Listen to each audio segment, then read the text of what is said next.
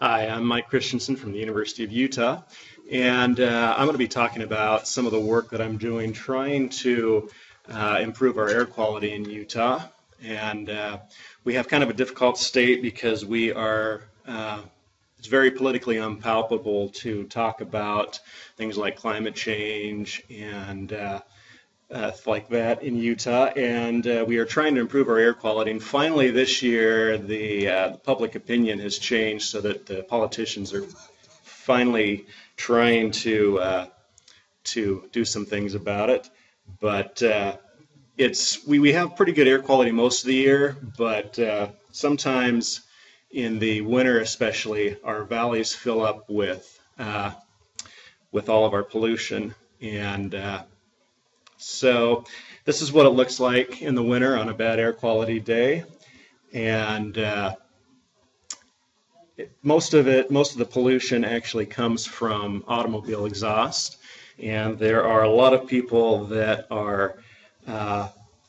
really try to point to industry, and industry is only 11%. It's by and large automobiles. And our population is going to more than double in the next 50 years. And most of that increase is actually from internal increase and not from people coming into the state. And a lot of the politicians are looking at ways to try and green the car and make the cars produce less pollution. Although even if you've greened the car, you're still stuck in traffic. And so it's not just about the air pollution, it's about all the other effects that come as a result of that. This is not really the future that I want to see for us down the road.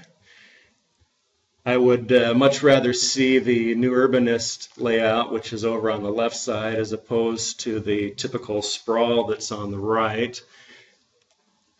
And one of our big problems that we all face from spending so much time in cars is obesity. And cars don't necessarily make us fat, but when we rely on them all the time, they definitely do.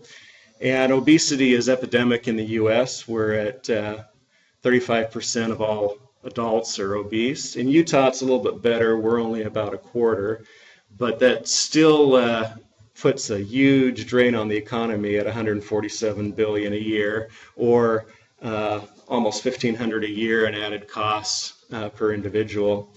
And it also devalues our real estate when we live in the sprawl paradigm. The mixed-use downtown neighborhoods are much better use of land and produce a much better value than our big box. And also, Jeff Speck in Walkable City makes a good point where he talks about the fact that we save a lot more energy by moving to a walkable neighborhood than we do simply by changing our light bulbs. In fact, we save more energy in a week than we do in a year. So when I see our population projected to more than double, I don't see that as a threat. I see it more as an opportunity, because that means that half of our built environment has not been built yet. And we, like a lot of places, have a lot of underutilized retail property that has lots of big parking lots. In fact, here on the map, you can see several vacant parking lots. And I'm trying to convince politicians that that's where the growth needs to go in our state. It's a hard sell, though, but I'm trying to give them examples like this from the sprawl repair manual of what we could do and what the potential is. And we could probably accommodate most of our growth just through grayfield redevelopment. And this is actually downtown Denver. This is kind of the future that I'd like to see for my state and what I'm advocating for. And I'm actually 2 minutes early, so if anybody has any questions.